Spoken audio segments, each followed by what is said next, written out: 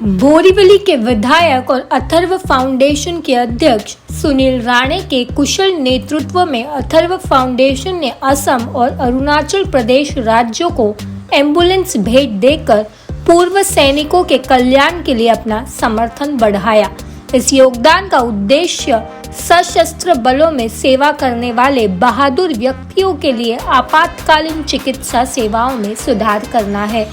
भूतपूर्व सैनिकों एवं शहीद जवानों के परिजनों के कल्याण के लिए निरंतर कार्य करने वाली संस्था अथर्व फाउंडेशन द्वारा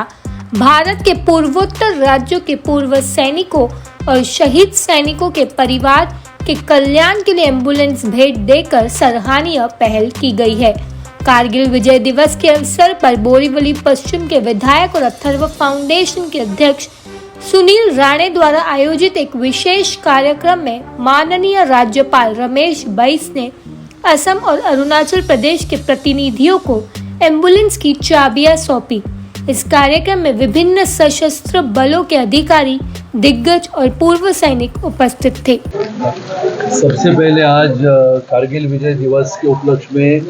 24 वर्ष कारगिल युद्ध के पश्चात आज पूरे हुए। सबसे पहले मैं इस हिंदुस्तान के भारतीय सेना के तीन ही दलों के जाबाज शूरवीर योद्धाओं को, जिन्होंने अपने प्राणों से इस हिंदुस्तान की भूमि को सुरक्षित रखा और कारगिल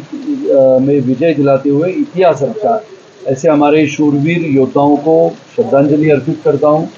जिन्होंने अपने प्राणों की बाजी लगाते हुए हिंदुस्तान को इस कारगिल युद्ध में इतिहास रचते हुए अपने प्राणों का बलिदान दिया। ऐसे शूर योद्धाओं को नमन करता हूं।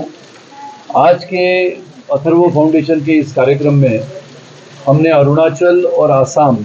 के राज्य सैनिक बोर्ड के पूर्व सैनिक तथा हमारे शहीद परिवारों के प्रति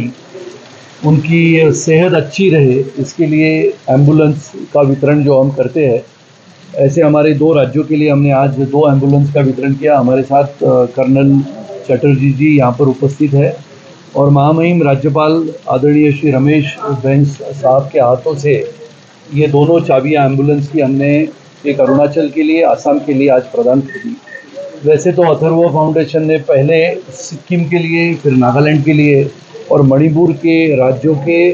राज्य सैनिक बोर्ड के लिए हमने एम्बुलेंसेस प्रदान की थी। पूरे भारत भर में शहीद जवानों की बेटियों को पढ़ाने के लिए आधुनिकता से हमने सभी बेटियों के घर तक लैपटॉप पहुंचाने का काम किया। महाराष्ट्र में हमारा सैनिक शहीद होने के पश्चात उसको अनुदान के प्रति उनके परिवार को 8.5 लाख रुपए मिलते थे, लेकिन हमारे भूतपूर्व महाराष्ट्र के मुख्यमंत्री और आज के हमारे उप मुख्यमंत्री सन्माननीय देवेंद्र जी के नेतृत्व में हमने उस 8.5 लाख रुपए के अनुदान को हमने करीबन 1 करोड़ रुपए तक कर दिया था। ऐसे अलग अलग कार्यक्रमों के माध्यम से अथर्व फाउंडेशन इस देश में देश की सेवा करने वाले हमारे जवानों के प्रति सच्ची श्रद्धा और सम्मान रखने के कार्यक्रम करते हैं और इसका उद्देश्य यही है कि जो क्षमतावान देशभक्त देशप्रेमी नागरिक है, उन्होंने भी हमारे देश का इतिहास, जो गौरवशाली परंपरागत इतिहास है, सभी युद्ध में भारतीय सेना के जवानों ने अपने पराक्रम से इतिहास रचा है। ऐसे हमारे भारत के सेना के प्रति तीन ही दलों की सेना के प्रति उन्होंने सम्मान रखने की आवश्यकता है। इसके लिए ऐसे कार्यक्रम हम करते रहते हैं और आज ये 2 एम्बुलेंस विशेष रूप से अरुणाचल और आसाम के लिए हमने प्रदान किए। जनता को कुछ मैसेज देना चाहेंगे आज के कार्यक्रम? जनता को आज के कारगिल विजय दिवस के उपलक्ष्य में सबसे पहले मैं शुभेच्छा देता हूँ। आज की आधुनिक पीढ़ी को, युवाओं को और युवतियों को कारगिल का युद्ध उन्होंने पढ़ना चाहिए। उसके पुस्तक में जो इतिहास है उसको पढ़ के अपने देश का जो इतिहास है, कारगिल का युद्ध का इतिहास है, 24 वर्ष पहले जिस युद्ध का इतिहास लिखा गया और ऐसा वर्णन है कि पूरे विश्व में सबसे